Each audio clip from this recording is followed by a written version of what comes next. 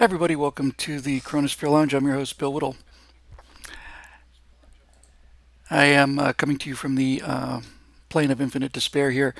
Um, I was looking at the news for today, trying to figure out if there's any particular virus news to report, and I found something much, much more important than that. We Many people have said this is great. The CoronaSphere Lounge trying to keep the politics to a minimum. They've been able to share it with a lot of people. This is likely not going to be one of those shows, although you never know. Um, I'm going to play something, and then this is going to be the topic of what I want to talk about today. So I'm just going to play this um, without any further introduction. Everyone has been instructed that if they see worship services going on, they will go to the officials of that congregation. They'll inform them they need to stop the services and disperse. If that does not happen, they will take additional action up to the point of fines and potentially closing the building permanently.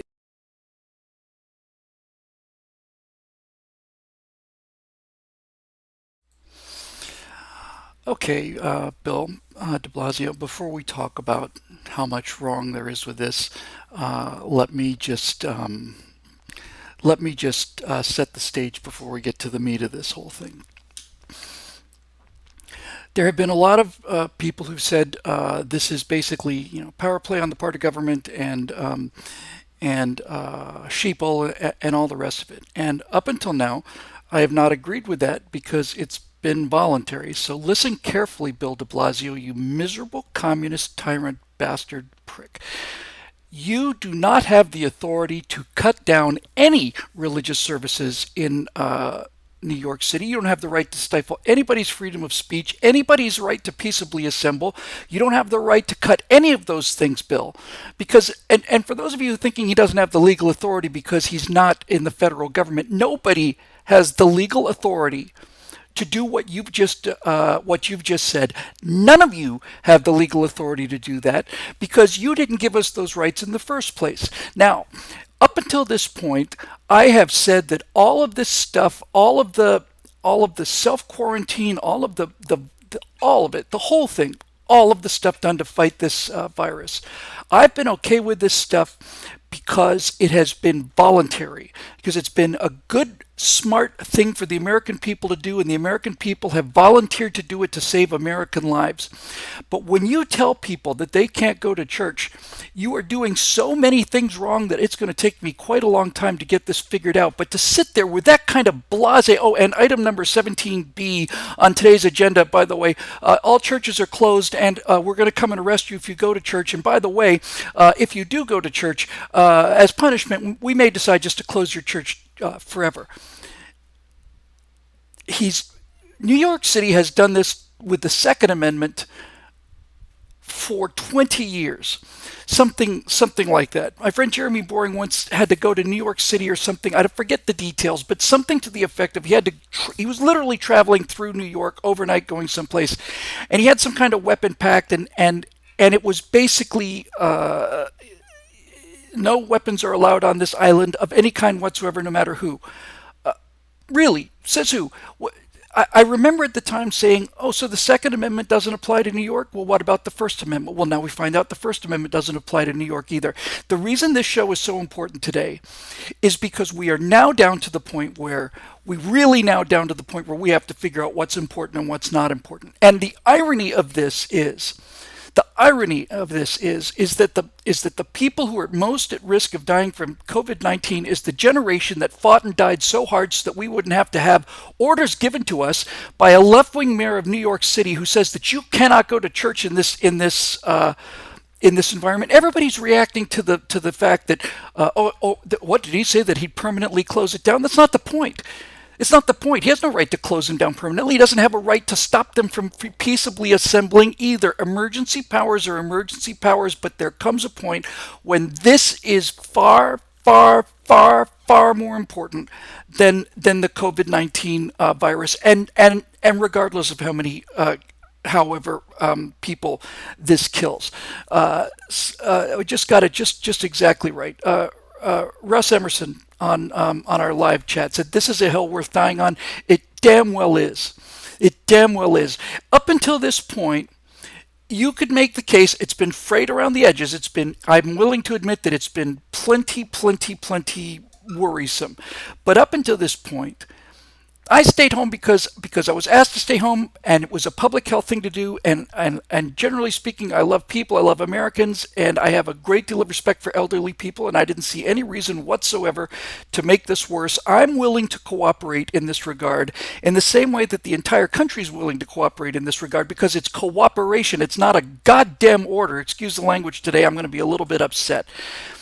It is cooperation on the part of free people who are willingly doing what they think is best for the greater public good. When you start ordering people that they cannot go to church, and that if they do go to church they'll be arrested, church is not relevant. Any gathering, we have the right to peacefully assemble in this country. And if you think that your emergency measures are more powerful than that, then you've got another thing coming. And if you want to turn this into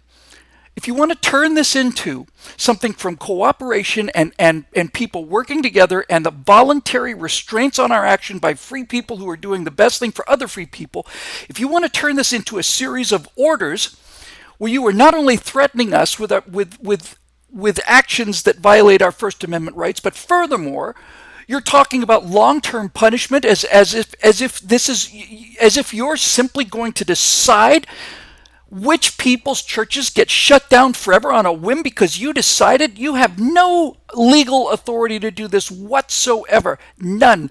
And if we ever come to the point where we've decided that emergency measures override the Constitution, then we are in big trouble. Now, let me be crystal clear about this. Many people have been saying this from the beginning, and I have not agreed with them from the beginning, because I have not felt up until this moment that I was directly ordered to do something by the government that I wasn't willing to do voluntarily. But when they decide that they want to turn this into a question of, I have decided as King of New York that this shall not happen anymore, and if anything should question my royal authority, then off with all their heads. If you want to turn it into that, DeBlasio, you miserable communist swine, you are going to get a bigger fight than you wanted, and you're going to get a more important fight than COVID-19. And if it takes more casualties than COVID-19, then that's the price freedom is.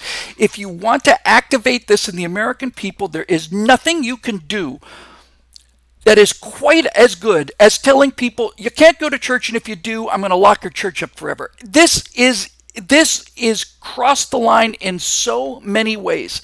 It is unbelievable. And for the mayor to come out and say, listen, folks, we in New York are in enormous trouble here. Millions of people may die in New York City who wouldn't have died otherwise. I implore you, please, for the safety of your friends, for the good. But all of this is not only fine, it's appropriate, it's legitimate, and in fact, it's practically necessary. But this is crossed the line, and it had better be made crystal clear to him. I don't think we'd ever see anything like that coming from the president. I came about as close as I was willing to take from Gavin Newsom, and this whole stay at home in Los Angeles. It's safer at home. That's a nice title for martial law, and I haven't considered this martial law, and in California, and I still don't consider it martial law, because to me, martial law is enforced by people on the streets with guns. It's enforced by coercion. And I haven't seen that yet. So far, everything I've seen are advisories and strong advisories and all the rest of it, closing down restaurants. Restaurants are private property, all of it.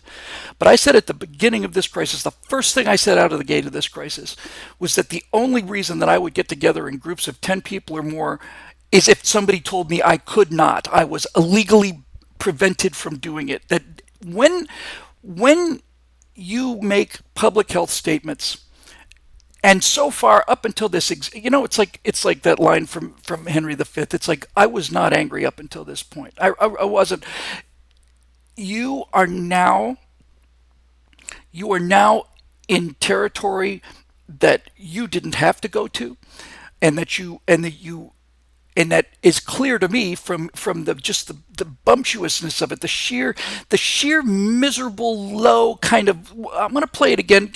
Take a look at the kind of the cat eating the canary kind of look on De Blasio's face when he orders this unconstitutional, illegal, immoral, un-American travesty.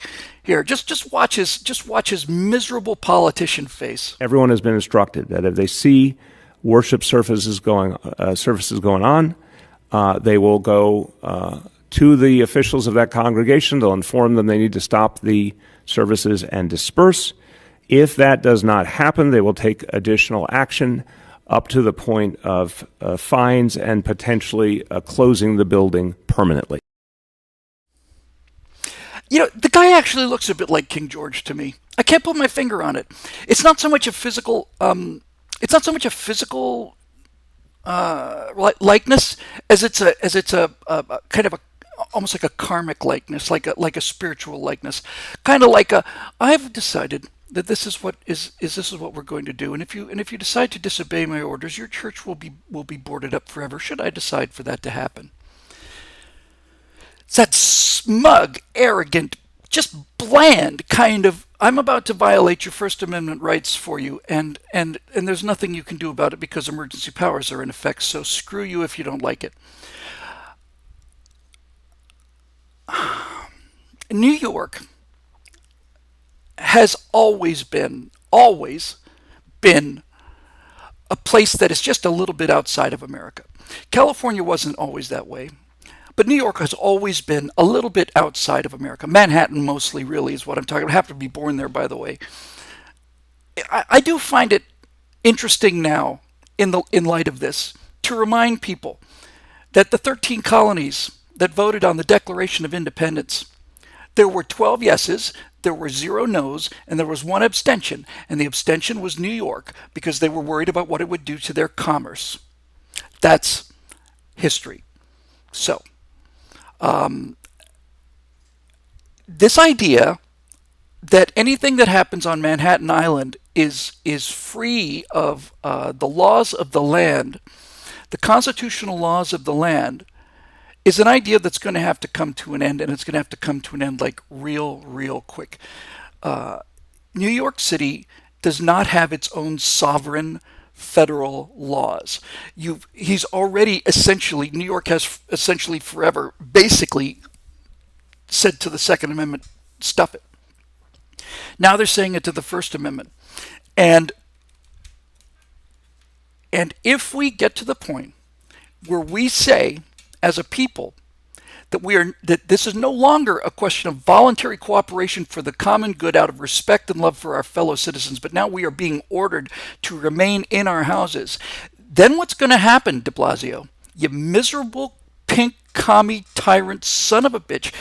If you think that people can start ordering us to do this instead of asking us to do this, then you're going to have to deploy the National Guard for something other than virus control. And I don't think the National Guard will deploy for that.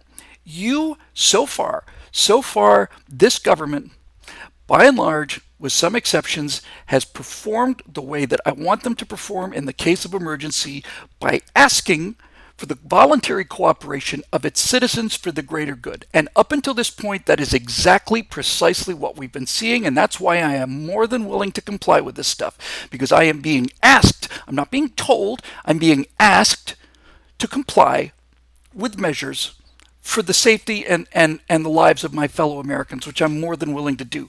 But the point I was making earlier about the irony of this is that the people who are most at risk of dying are the ones who have given the most and already sacrificed the most, precisely so that this kind of thing doesn't happen in this country. Of all the people in the society today, the ones who would be most willing to take a walk off of that cliff and step into the undiscovered country, of all of them in the country, it's the elderly people that understand what this country is about, who'd be more than willing to die of COVID-19 before they would see this kind of tyranny come to America. It is absolutely illegal, unnecessary, un-American, and everything else. And what would you expect from another communist dictator? This is exactly what you want. And by the way, New York, let me just remind you a little bit about your own history, because I lived through a fair amount of it. I was there for a fair amount of it. I was born there. In 1979, when I visited New York, Times Square was a pit. It was a cesspool. It was nothing but prostitutes, junkies, and people handing live sex show pamphlets into the hands of 14, 15-year-olds. I ought to know because I was one of them. You had absolutely ruined that city. You had the world, you had the highest murder rate in the country, probably the highest murder rate in the world. The subways weren't working. Graffiti was everywhere. It was an act of valor to take the steps down into the subway. You put $40 of money in your pocket up front for when you got mugged, so that you could hand it to the muggers and maybe get away with your lives. In steps Curtis Sliwa with the Guardian Angels, who was enough of a man and enough of an actual adult father figure to go in there and turn the people that were doing the mugging into the people protecting the people from mugging. And Curtis Sliwa does not get nearly enough attention or enough credit for what he did. But basically what happened, as you might know if you knew anything about the history of of your own of your own city, is that all of a sudden along comes a Republican, and a Republican said, well, we're going to clean up the crime. Well, you can't do that, Mr. Mayor. Well, we're gonna. And if you urinate on a public building corner, then you're going to jail. Well, you can't do that. Well, we're gonna. And we're going to make sure that there are no broken windows. If we see you throwing a rock through breaking a broken window on an abandoned factory, you're going to jail. Well, what good does that do? Well, when the law is enforced in little ways, that means it's going to be enforced in larger ways.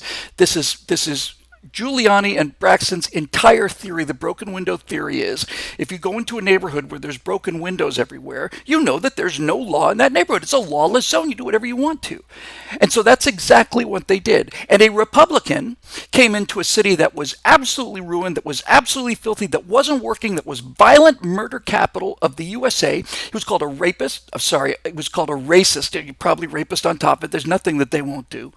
And in the course of a couple of years, Rudy Giuliani turns that city from a cesspit with the highest murder rate into the country. It's not in the top 20 anymore. At least it wasn't before guys like Bloomberg and DeBlasio decided to tell people exactly what to do. No one has saved more black lives in America than Rudy Giuliani. He has saved more black lives than anybody alive since Abraham Lincoln. He has saved more lives than anybody in the black community because he enforced the law, and he took the murder rate from New York from number 1 out of the top 20. And so what happens is a Republican comes along, and he didn't have to be a Republican, by the way. I mean, he did, obviously, because of his politics, but there's nothing magic about what Giuliani did. He just decided to enforce the law. And he turned New York City into a garden. And I was there in 2003 or 4, and Times Square was lit up at 3 in the morning. You could walk across the city. You'd have the slightest concern about anything.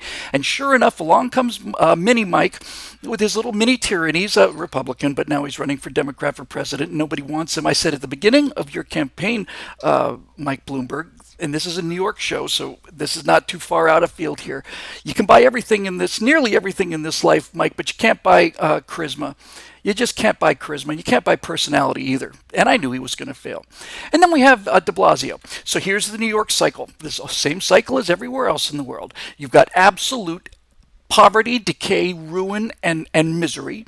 You hire somebody to eliminate those things. The level of the city goes up to the point where it's actually a model city, at which point you revert to all of your miserable, low-down, selfish, liberal, white, elitist, limousine, skyscraper policies that punish poor people, that make you feel good. You're not going to have a 16-ounce soda because I've decided I don't like fat people, and all of these decrees that would never fly anywhere in the rest of the country. So, New York, you are now facing a crisis. You are facing a deadly crisis. You don't know it yet, but the crisis is not COVID-19. And as far as quarantining New York goes, whether or not it's legal to quarantine New York in terms of confining its citizens to the borders of the state or to the 5 boroughs, I'll tell you one thing.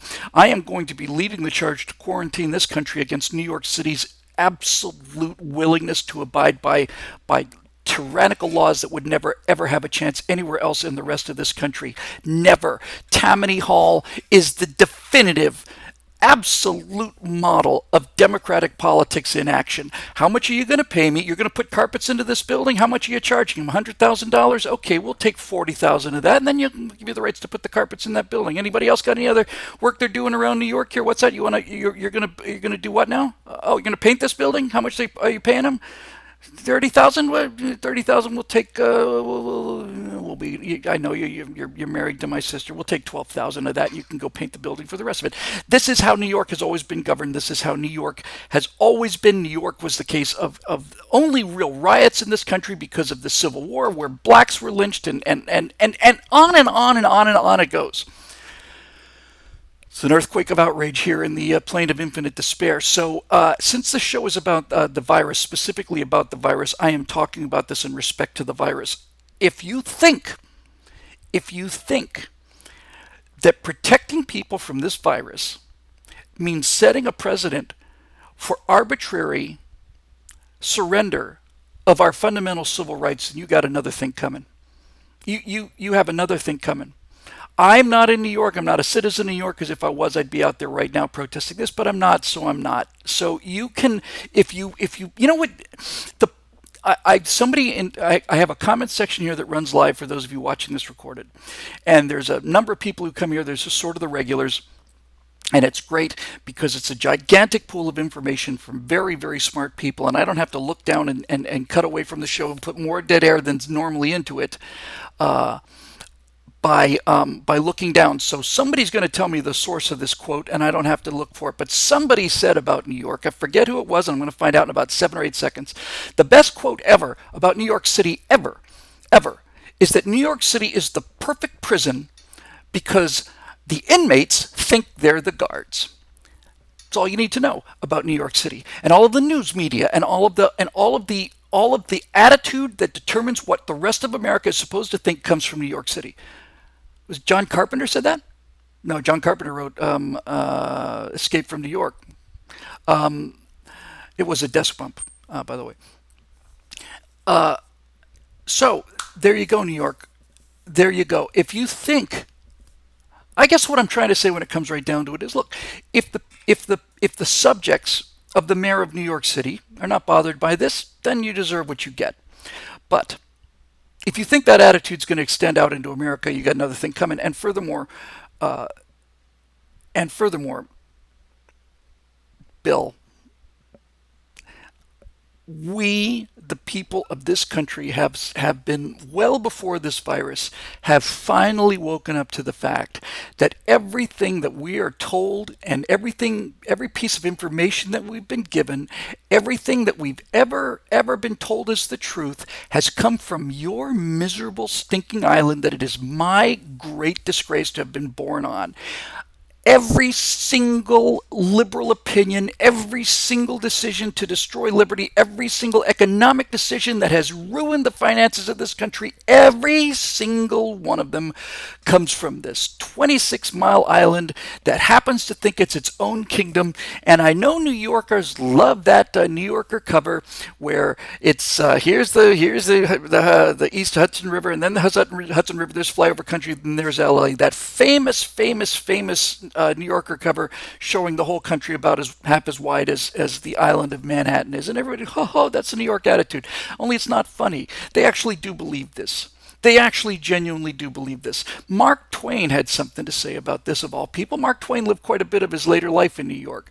And he was asked about it, because he was from Missouri. And he was asked about New York, and he said, and somebody said to him, well, Mr. Twain, how do you feel about living in New York? The people in New York are so much more cosmopolitan and more well-informed than the savages you must have grown up with back in Missouri. And Twain said, well, you've managed to get that exactly backwards. Everybody in Missouri knows about New York. Nobody in New York knows anything about the people in Missouri. They don't know anything about it. It is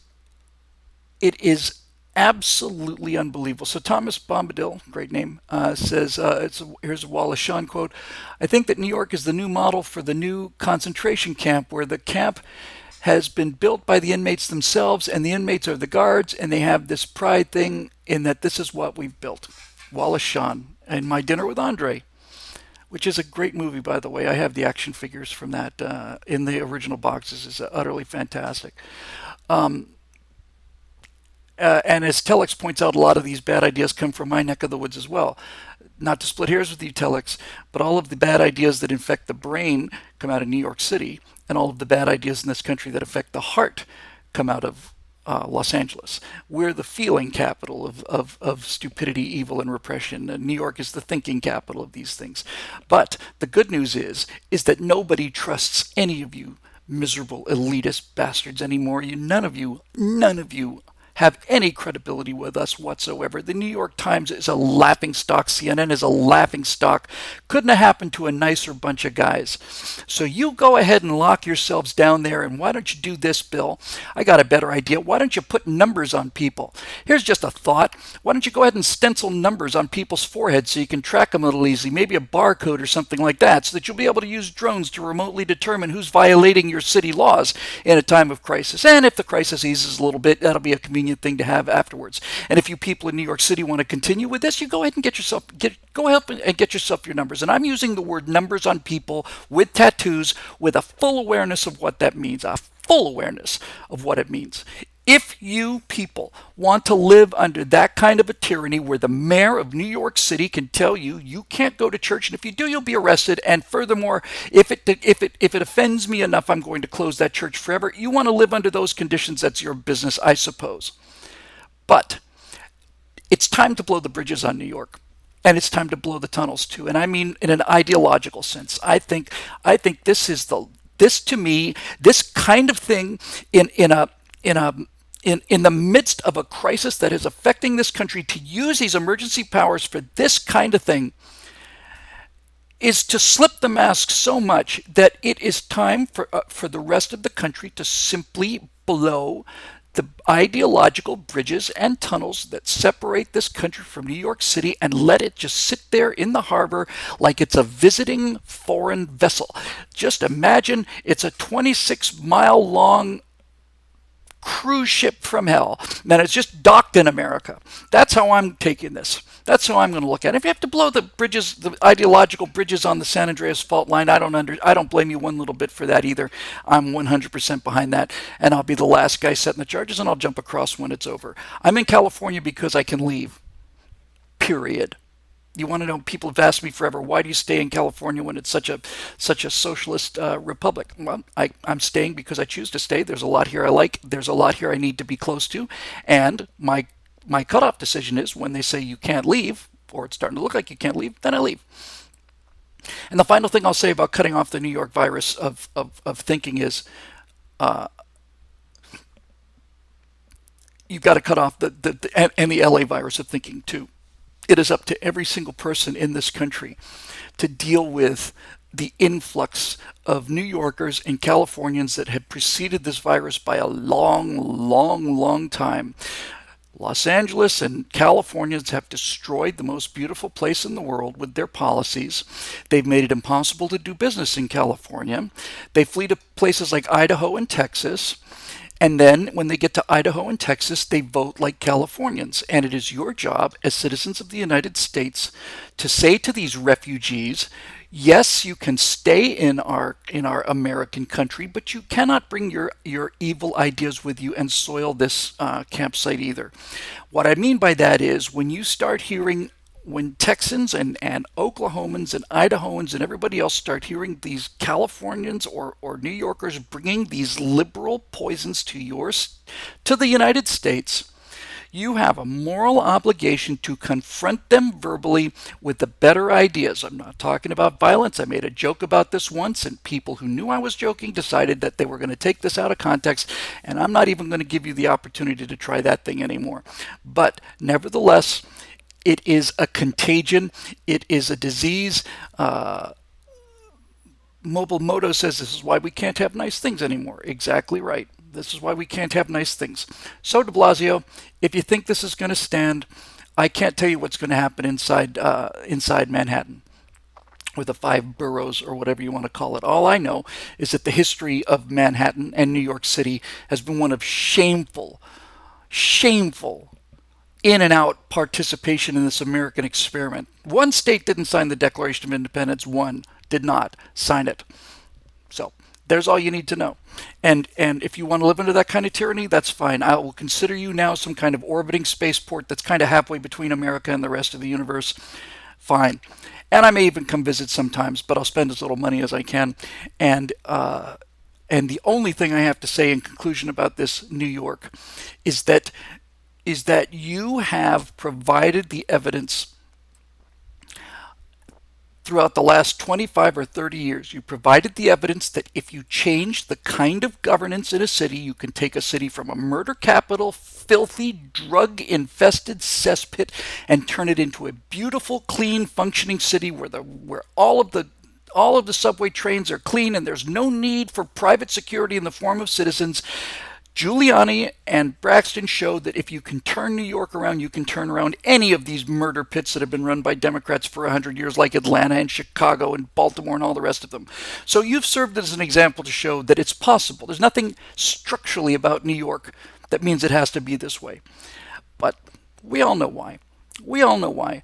We know that the people who live in Manhattan, who make these decisions, guys like DeBlasio and guys like the CNN news anchors and all the rest of them, we know Hillary Clinton, when she was senator of New York and biggest carpetbag ever to live, we know that when you get into your when you come down from your skyscrapers that you live in and take that three-step walk from the revolving door of your apartment complex to get into your limousine and then drive to your office, where you take another three-step into the open air, into the revolving door of the skyscraper that you live in, we know that your contempt for America isn't just obvious. We know that your contempt for fellow New Yorkers is as obvious as it can be. We know what you think about the people on the streets of New York.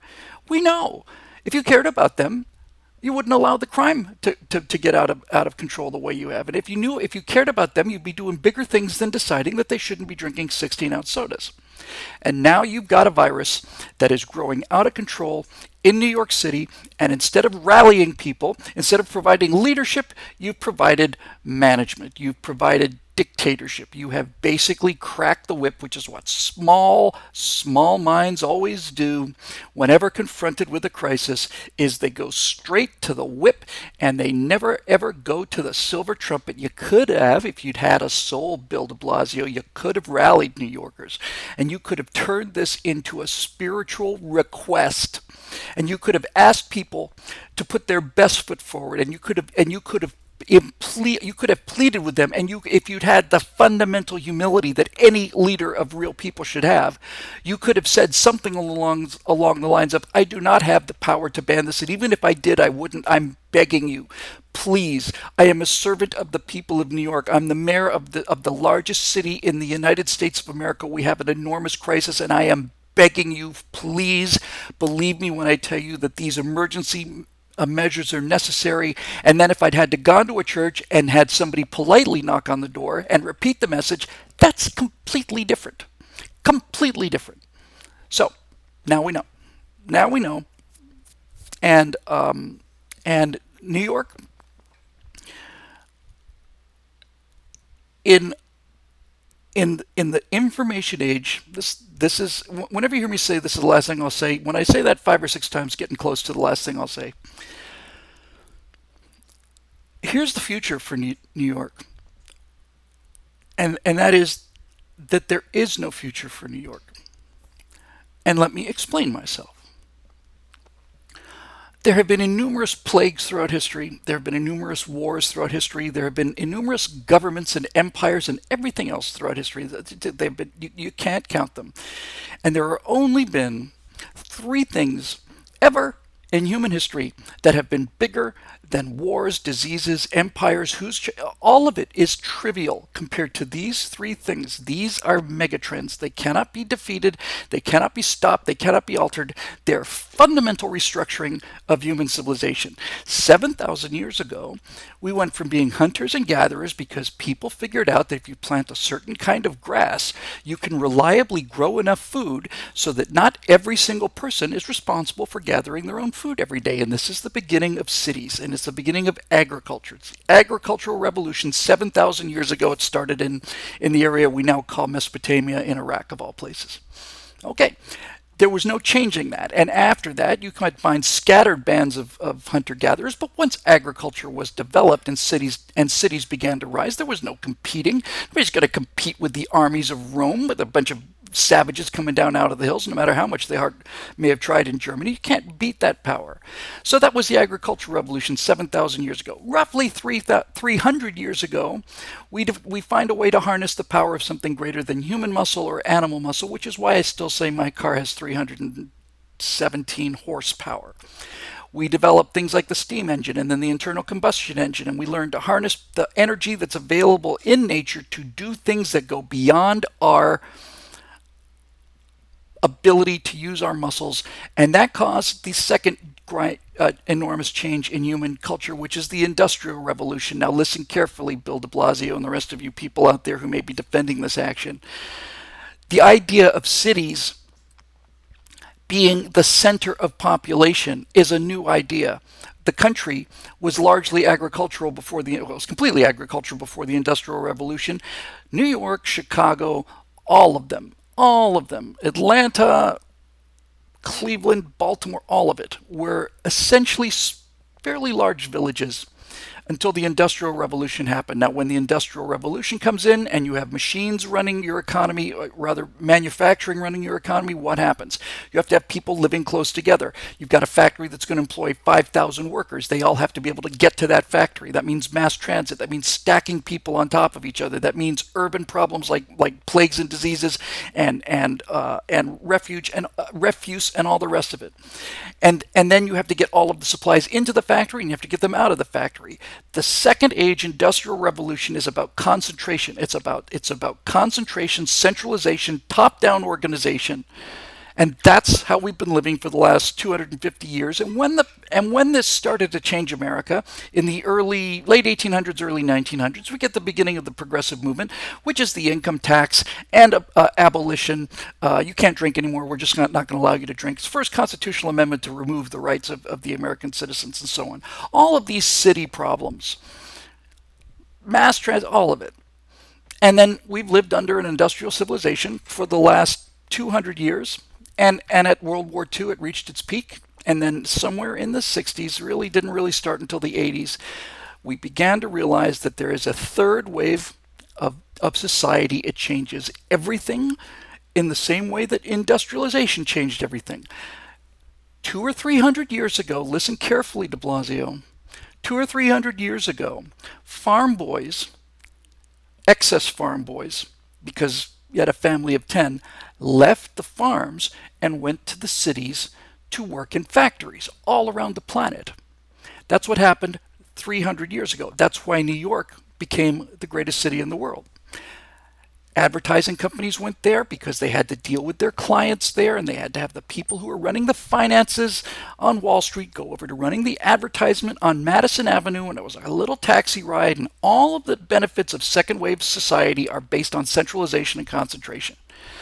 But this virus has shown millions of Americans that they can work at home, shown millions of Americans they don't have to go to your stinking city, and they don't have to go to these offices and be packed in there. They don't have to get on the subway if they don't want to. The information age has fundamentally changed the economy, and the economy changes first, and then the politics follow. So the future of New York is, Bill, there is no future for New York. There is no future for New York. It's already happening. Your news media, which used to be concentrated in New York, is a laughing stock. It's a laughing stock. People don't have to be in New York to trade. The Wall Street, the Dow Jones Industrial Average, and is an idea. It's not a building anymore, where you have to go in and wave papers around or read ticker tapes. It's an idea. It's a concept. It can be accessed anywhere in the world. And all of the things that make a city is coming to an end, and it's coming to an end rapidly. And this virus has really pushed that trend, but it didn't start it. And when it goes away, it won't end. We don't need to live cheek by jowl, Bill. And what's going to happen is you're going to find that the people of America are realizing this, and they're going to realize that this third wave information age decentralized economy is not going to be willing to put up with the dictates of a mayor. I don't give a damn what you have to say. You have no effect on my life whatsoever. None. I don't care what you have to say. And your days are numbered, Bill. Your days are numbered for all of you, the whole blue model of cities. It's got nothing to do with politics, it's got nothing to do with Trump, it's got nothing to do with anything. It's bigger than you are. If I can sit here in my home in Sherman Oaks, where did it go? That's just a prop. I don't really. Here it is. If I can order steel, I was going to say from China, but now I'll say from somewhere else. If I can order products around the world and have them delivered to my house, I don't need you. I don't need New York City. I don't need the New York City Transit Authority. I don't need the Port Authority. I don't need the office of the mayor. I don't need any of it. It just comes to me now. It shows up at my door. That's what is coming for you and your city and all cities in this country. And the only thing I would say to the rest of the people in this country who still live in America is be careful when the cities start to decentralize. You have a moral and a survival obligation to oppose not those people, but oppose those ideas. And you better oppose the ideas they bring with them from the cities. You better oppose them as if your life depended on it, because it does. Because it does.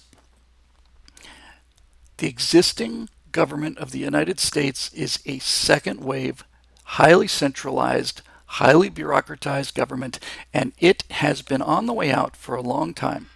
It's too big, it's too slow, it's too expensive, it's too rigid, it's too corrupt, it's too everything.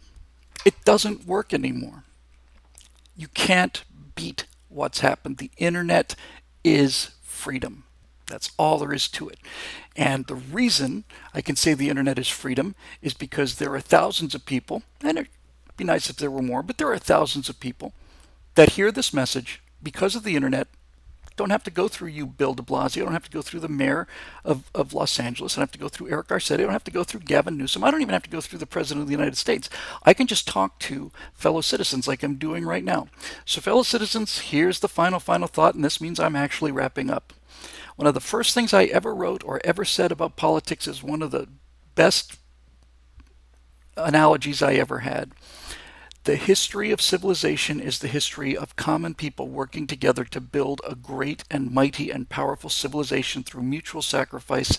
And then as 200 years of building continue, all of a sudden all external threats become irrelevant, and the ruling class becomes bored, arrogant, they become vain, narcissistic, and they simply decide that they're just going to let it burn. They're just going to sit there and fiddle and watch it burn. And every single time in human history, every single civilization, every single time has had the common citizens ready to defend that civilization, and they're on the walls of that city, and they've got their arrows, and they've got their spears and their armor, and they're ready to fight the invasion and maintain civilization and science and poetry.